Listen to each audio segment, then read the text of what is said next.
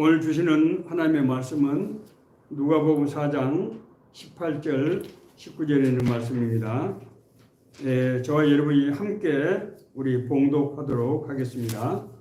주의 성령이 내게 임하셨으니 이는 가난한 자에게 복음을 전하게 하시려고 내게 기름을 부으시고 나를 보내사 포로된 자에게 자유를, 눈먼 자에게 다시 보게 함을 전파하며 눌린 자를 자유케 하고 주의 은혜를 전파하게 하려 하심이라 하였더라. 아멘. 오늘부터 우리 교회가 이제 대표기도 공중기도를 하게 되는데 우리 강호선 집사님께서 아주 너무나 은혜스러운 기도를 해주셨습니다. 감사하게 생각합니다. 공중기도는 우리 모든 성도들을 대신해서 하나님께 올리는 감사와 이제 하나님께 간구하는 그런 기도, 아주 중요한 기도입니다. 여러분 잘 아시는 대로 예배는 하나님 앞에, 하나님의 임재 앞에 우리가 있는 거예요. 그래서 예배는 신령과 진정으로 드리는 예배가 돼야만 하나님의 은혜를 받습니다. 하나님의 인격이시고 우리의 모든 마음의 생각과 뜻을 감찰하시고 우리를 주시하고 계신다는 거예요. 그래서 내가 하나님 앞에 있다, 코람데오라고 하는데 내가 지금 하나님 앞에 앉아있다 하는 그런 마음으로 예배를 드리지 않으면은 예배 은혜를 받을 수가 없게 되고 하나님의 은혜로 내가 죄사함 받고 변화받는 그런 역사가 일어나지 않아요. 절대로 예배를 소홀히 생각해서는 안 됩니다. 아멘. 자, 오늘 우리 교회는 이제 우리가 지난 한 달 동안 2024년 새 학달 첫 달을 시작하면서 우리 교회와 우리 각자에게 주신 하나님의 비전이 무엇일까? 바울사도는 그랬잖아요. 에베소 교인들 향해서 너희 부르심의 소망이 무엇인지를 너희들이 알아야 된다. 이게 첫 번째 하시는 말씀이에요. 하나님이 우리를 구원하셨을 때는 우리를 부르신 그 뜻과 계획이 있다는 거예요. 그걸 알아야만, 그리고 그 뜻대로 살아야만 하나님과 동행하는 삶이 되고 하나님의 영광을 누릴 수 있게 되는 거예요. 우리 생각과 방법으로 살아서는 안 된다는 거예요. 그건 옛사람이에요. 우리가 새로운 삶이라고 하는 것은 우리가 하나님의 새로운 자녀로 회복이 돼서 하나님의 음성을 듣고 하나님의 인도하심을 받고 그 하나님과 동행하는 삶을 사는 거란 말이에요. 아멘. 그런데 그런 삶에서 예배가 아주 핵심적인 역할을 하는 거예요. 그래서 예배는 절대 우리가 경건한 마음으로 하나님께 마음을 드리는 예배가 되어야 된다고 하는 것입니다. 우리는 지난 한 달 동안 하나님께서 우리 각자에게 우리 교회에 주시는 비전이 무엇일까? 하나님께서 우리를 어떤 길로 인도하실까? 부르실까라고 하는 것들을 우리가 이제 생각했습니다. 이제 드디어 2월달 첫 달이 되었습니다. 저는 개인적으로 2월을 굉장히 아주 좋아한다고 그랬죠. 제가 젊은 시절 제가 타이완, 대만을 8번 제가 공부 출장을 갔는데 대만은 여러분 작은 나라가 돼서 어떻게 생각할지 모르지만 가서 자세히 보면 정말로 배울 것이 많은 나라고 제가 개인적으로 생각할 때는 지구상에서 가장 이상적인 나라 중에 한 나라라고 생각합니다. 그렇게 사이가 정말 사람들 더불어 살고 평안하게 살고 정말 잘 되죠. 사람들이 친실되고 그렇습니다. 그때 이제 2월 달에 가는데 호숫가에서 아주 붉은 매화꽃이 핀 걸 봐서 얼마나 아주 감동이 되는지 몰라요. 2월은 우리가 이제 또 2월은 설도 있잖아요.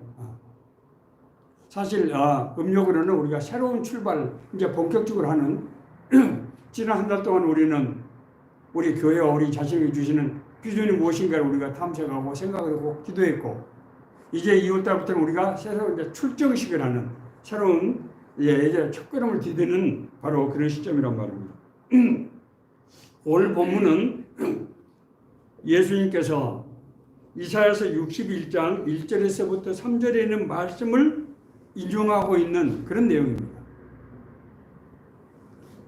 이 예언의 내용은 선지자 이사야가 이스라엘의 멸망 후에 메시아가 오셔서 모든 세상으로부터 고난받은 자들을 자유롭게 하실 것이다 라는 것을 선포하신 바로 그 내용입니다.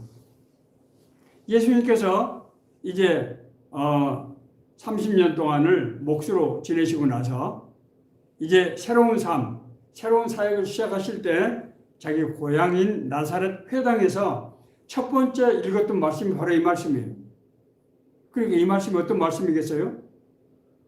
자기가 누구인지, 자기가 이 세상에 왜 왔는지, 그리고 무엇을 하게 될 것인지를 선포하는 그런 내용이에요. 자, 제가 우리 새로운 삶의 교회가 지난 한 달 동안 하나님께서 우리에게 주신 비전이 무엇인가, 나에게 주시는 부르심이 무엇인가를 우리가 모색했다고 그랬어요. 그리고 이제 우리는 2월 첫 달은 이제 첫 걸음을 떼는 바로 그 시점인 것입니다. 예수님께서 자기 공생애를 시작하신 바로 이 장면과 너무나 흡사하다는 거예요. 그렇지 않습니까?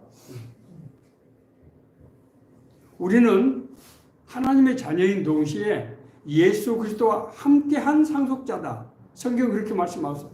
로마서 8장 17절의 말씀 아닙니까? 자녀이면 상속자 또한 그리스도와 함께한 상속자이니 그렇게 말씀. 그리스도가 고난받은 것처럼 우리도 고난도 약간의 고난을 받게 될 것이라는 거예요. 왜? 하나님의 나라 일을 죄악에 관여한 세상에서 해야 되니까. 그러므로 오늘 이 예수님께서 선포하신 이 말씀은 우리 삶과 사역에 아주 근본적인 메시지를 던지는 그런 아주 굉장히 중요한 말씀이라는 거예요. 우리가 먼저 본문 이야기에서는 예수님께서 사셨던 그 당시의 시대적인 상황을 우리가 이해할 필요가 있습니다. 이스라엘이 BC 이제 536년도에 멸망을 해서 바벨론에게 멸망당했잖아요. 여러분 이스라엘이 어떤 나라입니까? 하나님의 선택해서 인도하시는 나라잖아요. 그래서 이 아브라함의 자손들이 가나안 땅에 와서 나라를 세우고 자리를 잡았어요. 그런데 나라를 경영하는 500년 동안 하나님께 불순종하면서 하나님의 징벌로 이방 민족, 자기들에게 멸시하는 이방 민족에게 나라가 망해버린 그런 엄청난 일이 벌어졌단 말이에요. 그 BC 538년부터 515년 기간 중에 바벨론 포로에서 돌아왔어요. 자, 그런데 바벨론 포로에서 돌아와서는 국권 회복을 한 거냐? 그렇지 않아요. BC 330, 그러니까 얼마 동안 이제 나라를 회복하고 지내다가 그 기간도 굉장히 혼란스러운 기간이었어요, 사실은. BC 332년에 그리스의 알렉산더 대왕에게 이 이스라엘 영토가 국가가 점령을 당하게 됩니다. 그래서 이 그리스 지배, 고대 헬라디오 이제 지배를 받게 되는 거예요. 그 와간에 잠깐 하스모니아 왕조 때 독립을 좀 맛보기도 했지만은 이어서 BC 63년부터 로마의 지배하에 이번에는 들어가게 됐어요. 그래서 국권을 완전히 상실하게 된 겁니다. 그때부터 나라를, 그러니까 사실상 BC 63년부터 나라를 잃어서 언제까지 나라를 잃었습니까?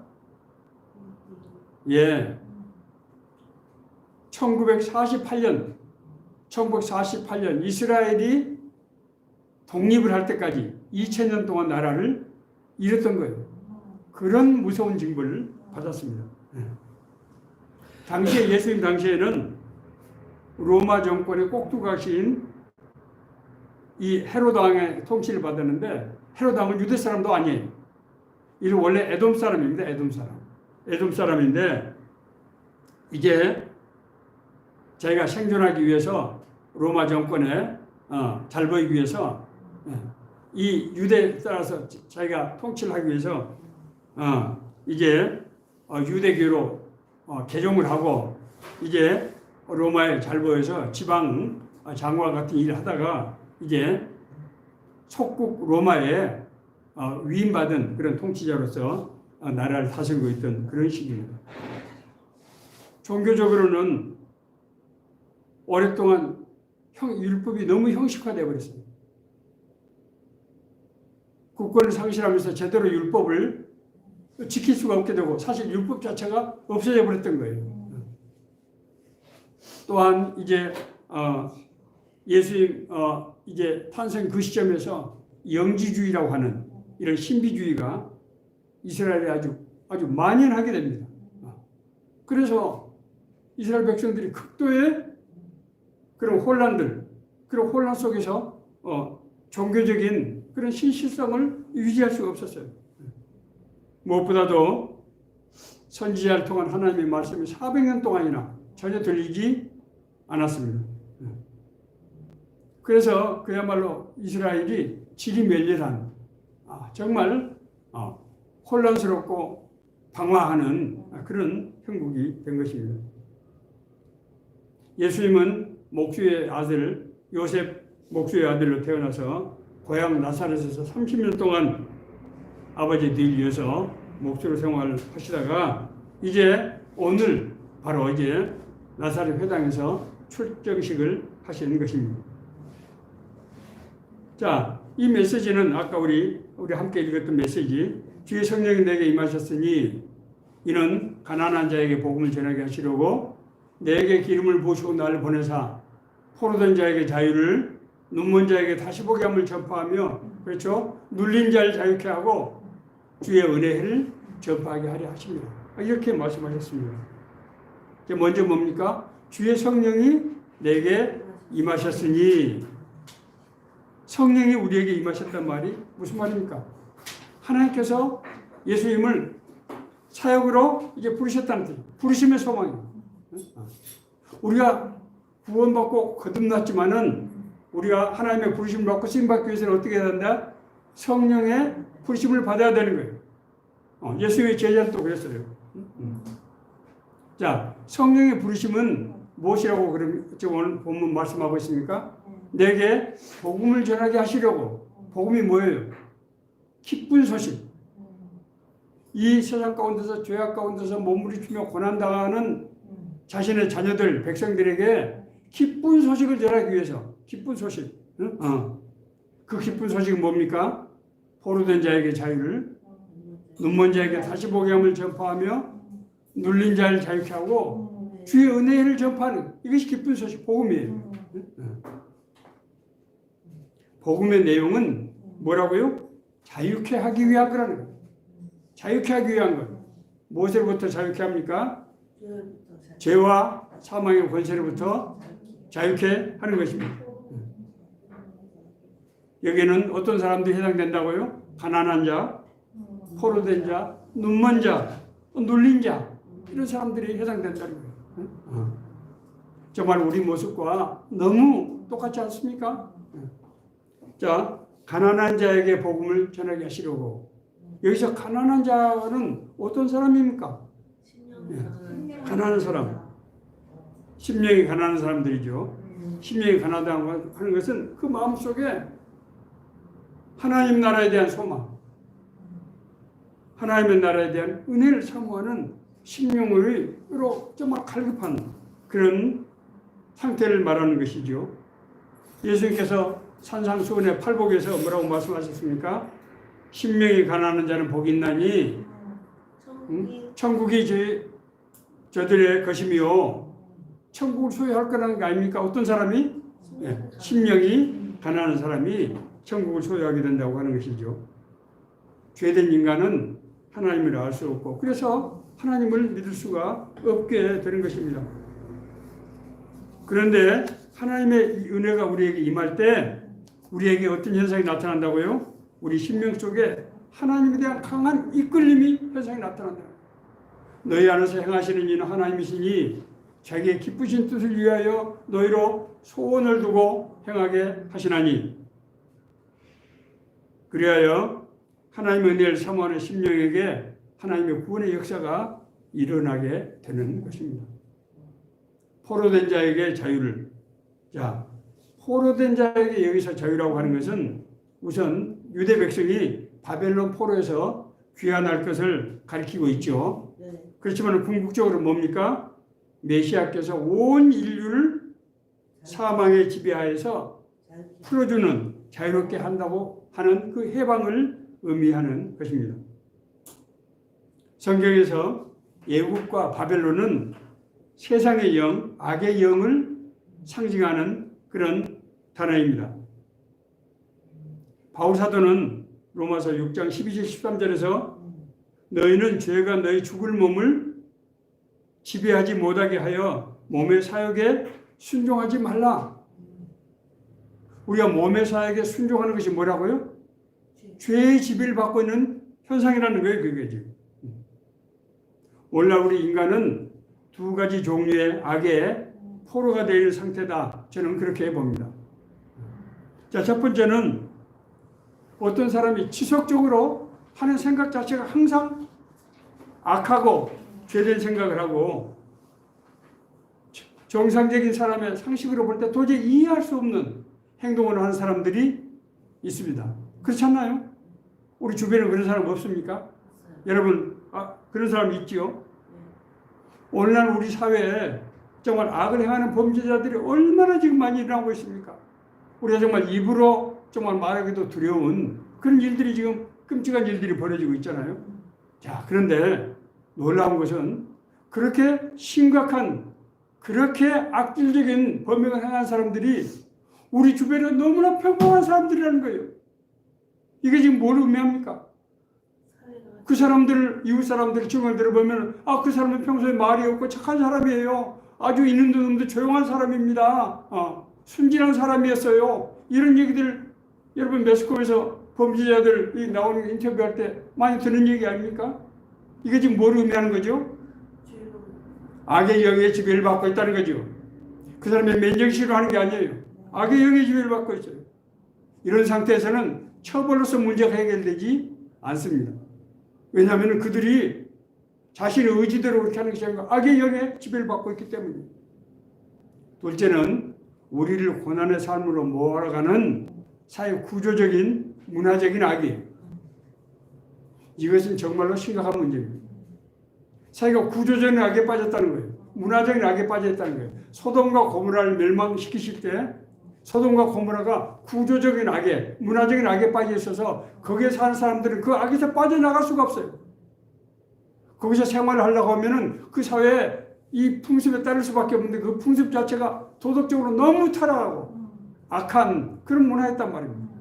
그래서 하나님께서 어쩔 수 없이 멸망시키는 거예요. 하나님께서 노아를 통해서 멸망시킬 때 어떤 상태였습니까? 성경 자세히 읽어보세요. 악이 관영했어요. 악이 관영. 사람들이 정상적으로 살 수가 없게 되는 거예요. 그래서 하나님이 멸망하신 거예요. 나중에 그리스도의 재림하실 때도 아마 그런 상태가 될 것입니다. 여러분들 오늘날 우리 주위를 한번 둘러보세요. 급속한 기술의 발전이 무엇부터 비롯된 것입니까? 인간의 탐욕에서 비롯된 거 아닌가요? 마치 판도라 상자를 연 것처럼 인간의 탐욕이 급속한 기술의 발전, 우리가 생각할 수 없는 기술의 발전을 만들고 그런 것이 정말 하나만 살아남는 첨단 경제. 오늘날 그렇지 않습니까? 우리가 가지고 다니는 이 우리나라 스마트폰, 삼성과 우리나라 이제 LG에서는 이게 안 만들죠. 삼성은 혼자가 만드는데 이 한 회사가 전 세계 스마트폰을 50%를 지금 점유하고 있어요. 이게 정말 도저히 상상할 수 없는 일 아닙니까? 이제 LG가 없어졌으니까 뭐 그 비율이 좀 떨어지긴 하겠습니다만은 옛날에 삼성과 LG가 그렇게 포션을 차지하고 있었다고요. 이런 급속한 기술의 발전에 나는 불필요한 경쟁들, 서로 돕고 협력해서 살면은 사회가 잘 되고 회사 기업도 잘 되고 할 텐데 불필요한 경쟁들, 사람이 피를 말리게 하는, 그렇지 않습니까? 이래서 여기서 비롯되는 불확실성과 불안정성. 우리 아이들이 학교를 갈 때부터 고난의 길로 빠지는 이상한, 학교로 가는 것은 새로운 지식으로 우리 행복하게 만들고 꿈과 소망을 일으키는 사람의 인격적인 사람을 만드는 것이 교육의 목표인데 오늘날 우리 교육이 어떻게 되고 있습니까? 초등학교 들어올 때부터 과외를 해야 되고 하는, 아이들이 스트레스를 받고 눌림을 받는 그런 지금 살고 있단 말이에요. 누구도 이 구조적인 악으로부터 자유로울 수 없는 그런 상황에 우리가 빠지고 있다고 하는 것입니다. 그것이 이제 포로된 자에게 자유를, 그것 때문에 포로된 자에게 자유 주기 위해서 힘들고 있습니다. 세 번째는 뭡니까? 눈먼 자에게 다시 보게 함을 전파하며. 눈먼 자. 눈먼 자라는 표현은 예수님께서 육체적으로나 영적으로 눈먼 자에게 시력을 회복시켜 주신다고 하는 것을 가리키고 있습니다. 저희 교회가 이제 매주 서울역 광장에서 예배를 이제 인도하고 있는데 그 예배를 인도할 때 지나가는 행인들 중에서 비난과 고발하는 사람들이 그렇게 많아요. 자기들과 아무런 관계도 없는 일이고. 그런데 왜 시끄럽게 부르냐, 왜 사람들을 헷갈리게 혹세무민하느냐 하고 그냥 입으로 욕을 할 뿐만 아니라 심지어 그 말씀을 전하는 목사들을 공격하고 그 기물을 훼손하고 이런 일들이 비일비재하다는 거예요. 왜 그렇습니까?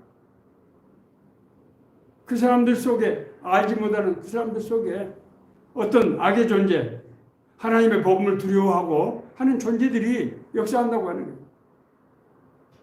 바울은 로마서 1장 18절에서 하나님의 진노가 불의로 진리를 막는 사람들의 모든 경건하지 않음과 불의에 대하여 하늘로부터 나타나나니 라고 말씀하고 있습니다. 죄 가운데 있는 사람은 죄의 포로가 되어서 영원히 닫혔기 때문에 그 사람들은 진리와 의리를 알지 못하고 하나님 행하시는 것을 도저히 할 수가 없다는 거예요. 제가 과거에 제가 공직에 있을 때 제 동료 부하 직원 중에 한 사람이 영적으로 어려움을 당하고 있는 그런 형제가 한 사람이 있었어요. 그 형제 눈빛을 보니까 정상적인 눈빛이 아니에요. 그래서 그 형제를 가만히 뒤에 휴게 쪽에 불러서 나를 따라서 한번 해봐라 하고 내가 주기도문을 읽었어요. 한 절씩 읽었어요. 그래서 그 형제가 빠바바바고 무슨 말을 비싼 얘기를 하는데 무슨 주문 같기도 하고 다른 걸 얘기하는 겁니다. 이 형제가 참 무서운 일이 일어난 거예요. 그래서 교회 가서 저와 제 아내가 정말 그 형제를 위해서 기도했어요. 그 기도를 그렇게 한 6개월 정도 기도할 때마다 그 형제 이름을 부르면서 기도를 했는데 그때는 어느 날 밤에 금요일 가서 기도를 하는데 그 형제가 자유롭게 됐다는 생각이 내 머릿속에 번뜩 드는 거예요. 그때 밤 한 11시 정도 됐을 때입니다. 제가 전화를 했어요. 누구 형제? 요즘 어떻게 지내나 했더니 공사부하님 저 나왔습니다. 막 그러면서 막 기뻐서 막 그러는 거예요. 저 이제 괜찮습니다. 저 이제 살게 됐습니다. 막 그러는 거예요. 그래서 그 형제가 이제 그 다음 주에 잠시 출근했어요. 오랫동안 출근을 못하고 장기 휴가 살 때, 질병 휴가 살 때 있었던 형제인데. 그런데 불행하게도 나중에 그 형제가 또다시 교회를 나가서 하나님 은혜를 받고 생활해야 되는데 못하니까 한번 깨끗한 집은 더 악의 영이 이 틈을 타게 되는 겁니다. 그런 아주 안타까운 일이 있었습니다. 죄 가운데 죄가 포로가 된 사람이 영원히 닫힌 사람들. 그래서 자기 자신이 무엇을 지금 생각하고 말하고 있는지를 알지 못하고 있다는 겁니다. 눌린 자를 자유롭게 하고 여기서 자유롭게라는 표현은 죄의 노예가 돼서 세상의 고난 가운데서 고통받는 자에게 예수님께서 영원의 평안과 자유를 주신다고 하는 것을 가리키고 있습니다. 앞서 제가 말씀드린 대로 죄의 지배로 해서 정말 포로된 사회 구조와 문화 그리고 악을 행하는 자들로 인해서 수많은 사람들이 눌림을 지금 받고 있어요. 눌림.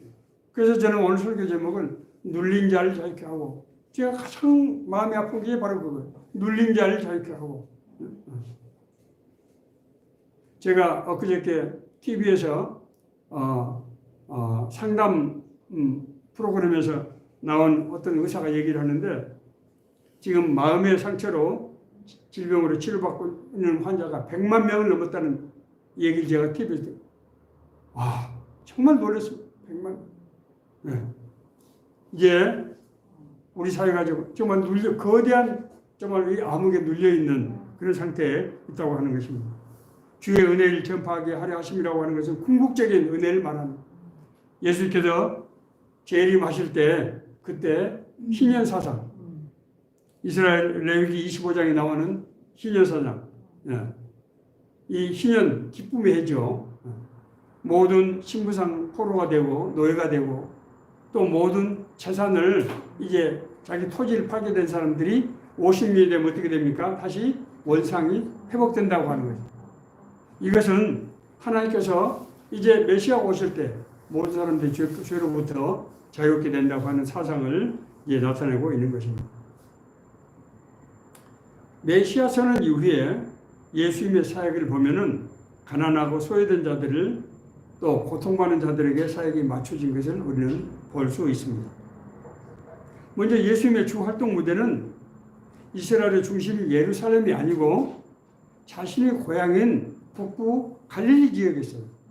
그것은 소외당하고 정말 가난한 사람들이 사는 바로 그런 지역입니다. 그래서 아주 북쪽에는 갈릴리 지역이다 하면은 별벌 이루는 사람들, 무시당한 사람들, 그런 사람들이 사는 고장으로 그렇게 인식되던 바로 그런 곳입니다. 예수님께서 이제 이 예루살렘에 가신 것은 딱 3번 가셨는데 그것도 6월절 절기를 지키기 위해서 가신 거예요. 나머지는 대개 자기 고향인 이 나사렛, 그리고 이제 나사렛에서 처음에 사시다가 나사렛 사람 자기 친척이라는 사람들이 예수님을 인정을 하지 않자 가버나움으로 이 건너편으로 옮겨가십니다. 그래서 이제 가버나움과 베세다 이 주 갈릴리 지역에서 주로 대부분 사역하셨고 그 뒤에 갈릴리 위쪽에 두로와 시돈 이것은 이방 지역입니다. 그곳에까지 가서 이제 복음을 전하셨고 유대인들이 가지 않은 사마리아 지역까지 가셔서 복음을 전파하셨습니다. 예수님께서 복음을 전하신 대상도 주로 가난하고 소외당한 그런 계층들이었어요. 예수님께서 유대 유력자를 만나서 복음을 전했으면은 이스라엘을 해서 복음 전파하고 사역하시기 훨씬 더 좋았을 텐데 예수님은 그렇게 하지 않으셨습니다. 예수님이 이제 만나신 사람들은 심령이 가난합니다. 세상에서 고난받고 어려움 가운데서 그래서 하나님에게 의지하는 하나님을 만나기 원하는 그런 사람들에게 복음을 전하셨다고 하는 것입니다. 예수님의 뿐만 아니라 예수님의 복음은 그 대상자들에게 삶의 문제를 해결해 주시는 방식으로 전해졌습니다. 예수님은 단지 하나님의 나라를 말씀으로 선포하신 것만이 아닙니다. 우리 잘 아시는 대로 예수님을 따랐던 많은 사람들은 예수님이 행하신 기사와 표적에 더 관심이 많았어요. 예수님께서는 가버나움의 중풍병의 환자를 일으키시고 그렇죠. 베데스다 못가에 38년 된 그런 병자 그 병자도 일어나서 걸어서 내 짐을 들고 가라고 말씀하셨고 가라사 지방에 무덤 사이에서 거하는 그 귀신 들린 자 그들을 귀신을 쫓아주시고 디베리아 광야에서 배고픈 그 무리들에게 500여의 기적을 베푸셨습니다. 뿐만 아니라 이제 가버나움에서 관리의 죽은 딸을 살리시기도 하고 이런 모든 과정을 통해서 하나님의 복음이 전파되었던 것입니다. 예수님의 전도 방식은 그냥 복음만을 전파하는 것이 아니고 뭐라고요? 그들의 삶의 문제에 들어가서 그들의 삶의 아픔, 고통을 해결해 주신 거예요. 그래서 예수님께서 그렇게 하시면서 내 죄 사함을 받았느니라 그렇게 말씀하셨어요. 정말 중풍병으로 친구들에게 떠밀려온 그 형제에게 내 죄 사함을 받았느니라. 그 사람은 자기의 침상을 들고 일어나서 걷게 되는데 내 죄 사함을 받았다고 말씀하셨어요. 그게 뭡니까? 그들의 삶 속에서 그들의 문제를 해결해 주는 것이 하나님의 구원의 상징이고 그 완벽한 구원에 이르게 된다고 하는 것입니다. 우리가 이제 그렇다고 하면은 예수 그리스도와 함께 하신 상속자로서 이 메시지는 우리에게 우리가 누구에게 무엇을 어떻게 다가서 복음을 전해야 될 것인가 하는 것을 알려주는 아주 굉장히 중요한 그런 단초가 된다고 하는 것입니다. 이 오늘 지금 예수님의 사역을 우리가 잠깐 동안에 살펴봤는데 이것을 한마디로 핵심적으로 우리가 압축을 하면은 삶이 복음이 되어야 된다고 하는 거예요. 삶이 복음이 돼야 돼요. 우리 삶이 복음이 되어야 한다고 하는 것입니다.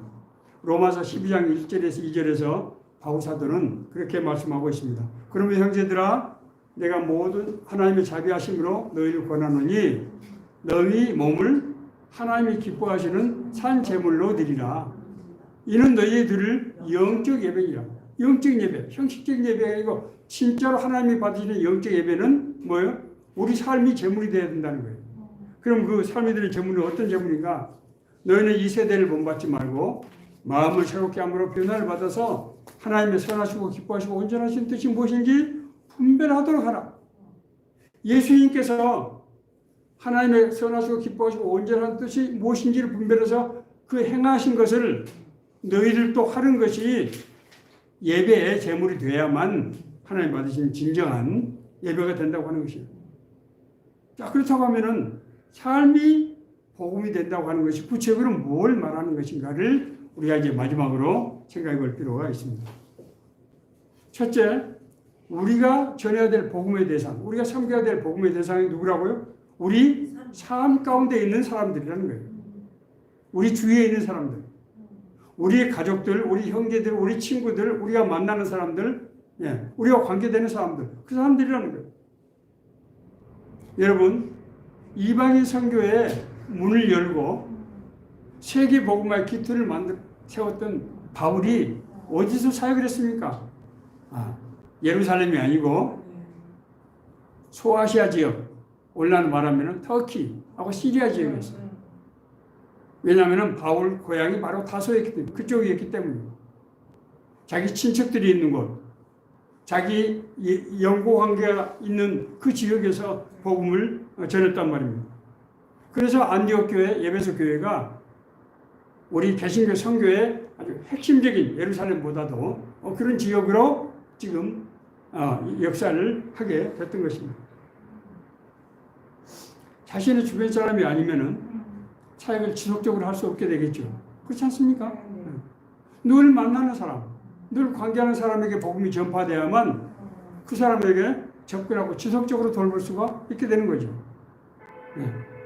뿐만 아니라 복음은 그 사람 삶 속에 우리가 들어가야 돼요. 우리가 그냥 사역님만 물론 뭐 읽어주는 것도 복음을 전하는 방법이긴 하지만은 우리가 그 사람의 예수님의 사역에서 보는 바와 같이 삶 속에 들어가야 돼. 그 사람의 문제 속에 들어가야 된다는 거예요.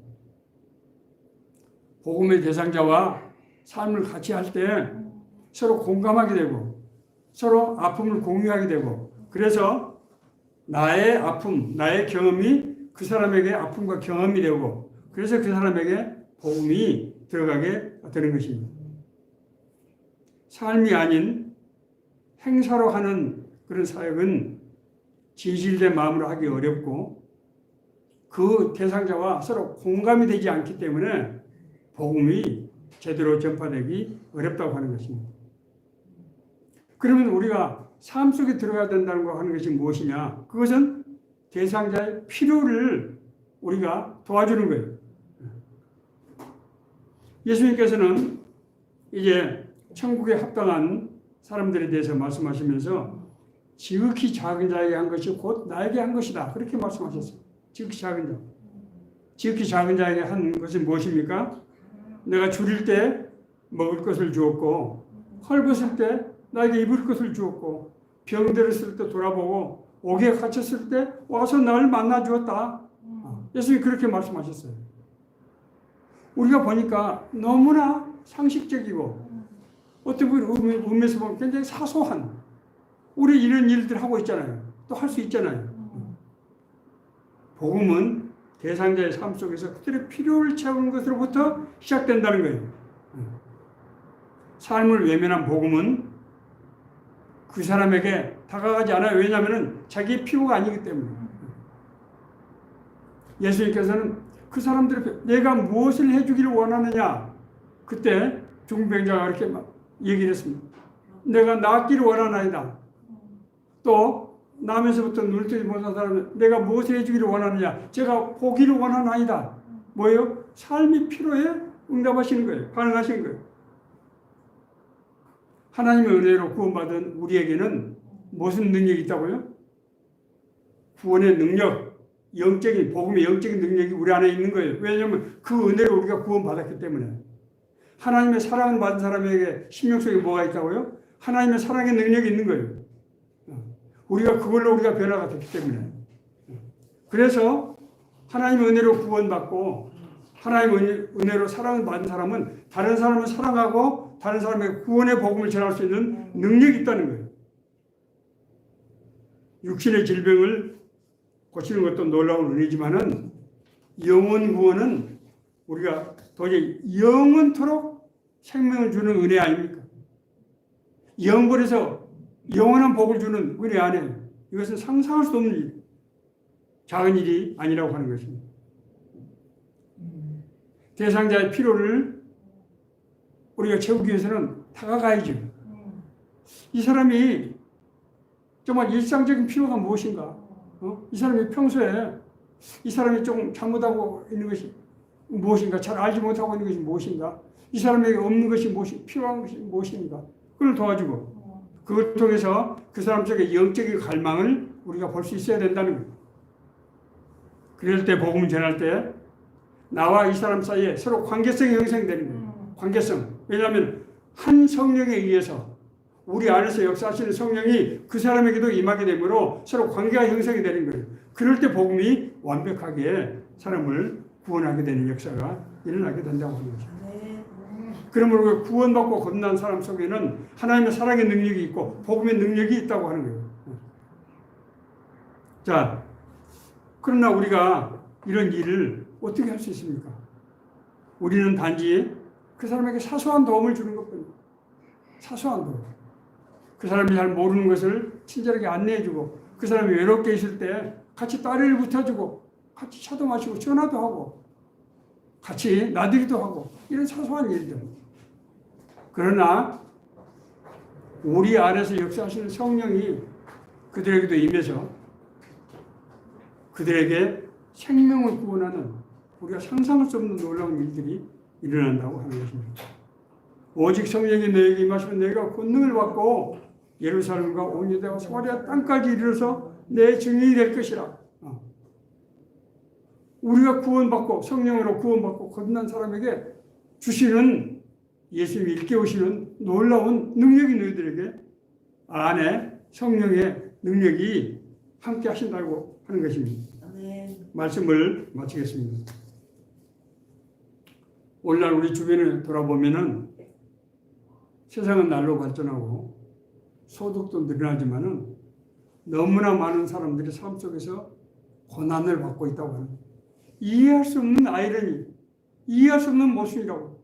아니 지식이 늘어나고 소득이 늘어나는데 왜 사는 게 이렇게 그 반비례해서 이렇게 힘들어지냐고. 그렇지 않습니까? 이것을 단순히 발전에 따르는 그런 마차적인 일시적인 현상이라고만 할 수 없어요. 이것은 영적인 문제라고 하는 것입니다. 영적인 문제. 우리도 그런 세상의 고난 가운데서 고난을 받았던 사람이에요. 제 자신도 그런 사람이에요. 그런데 하나님의 은혜로 나음을 입었어요. 제가 구원받았을 뿐만 아니라 하나님의 은혜로 진짜 치유를 받았다고. 제 주위에 그런 사람들이 많이 있어요. 이것은 뭘 의미합니까? 하나님께서 우리를 구원하실 때, 하나님께서 우리를 치유하실 때 우리 구원이 다른 사람에게 구원이 되고 우리의 치유받은 게 다른 사람에게 치유가 되는 능력을 주셨다는 거예요.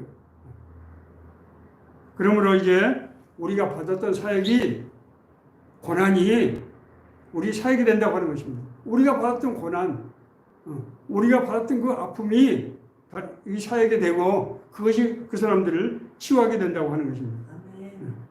이것이 공감이에요. 공감은 함께 할 때만 나타나는 현상입니다. 우리가 마음과 마음으로 함께하고 할 때 공감이 나타나고 그래서 내 안에 있는 은혜와 능력들이 그 사람에게 이어지게 전달되게 된다고 하는 것입니다. 하나님의 상속자요, 하나님의 자녀요, 상속자가 된 우리들에게 주어진 삶은 하나님께서 우리에게 주시는 달란트입니다. 하나님께서는 우리 모두에게 5달란트, 2달란트, 1달란트를 주셨습니다. 우리가 받은 달란트를 그만큼만 그냥 일해서 만들어 오면은 하나님께서 우리를 착하고 충성된 종이라고 하시고 뿐만 아니라 그 과정에서 우리와 동행하시면서 우리가 하나님의 은혜를 누리게 하신다고 하는 것입니다. 아멘. 이게 2024년 2월 우리가 이게 새로운 삶, 새로운 일로 출발하는 우리에게 주시는 하나님이 인도하시는 말씀, 권능의 말씀이 되기를 간절히 바랍니다. 아멘.